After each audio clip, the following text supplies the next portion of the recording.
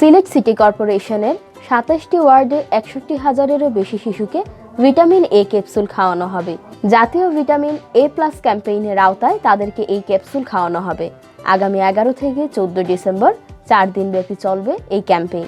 সিসিকের স্বাস্থ্য শাখা থেকে জানা গেছে, সিলেট মহানগরীর ২৭টি ওয়ার্ডে ৬১,৮২৭ শিশুকে ভিটামিন এ ক্যাপসুল খাওয়ানো হবে।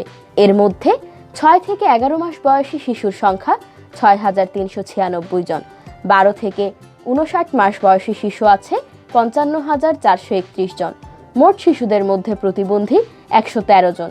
সিসিকের প্রধান স্বাস্থ্য কর্মকর্তা ডাক্তার জাহিদুল ইসলাম জানান, ২৪৭টি কেন্দ্রে শিশুদের ভিটামিন এ ক্যাপসুল খাওয়ানো হবে।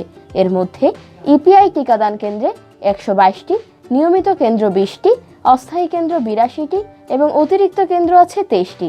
তিনি জানান, এসব কেন্দ্রে ৫৪ জন সুপারভাইজারের অধীনে ৪৯৪ জন স্বেচ্ছাসেবক কাজ করবেন।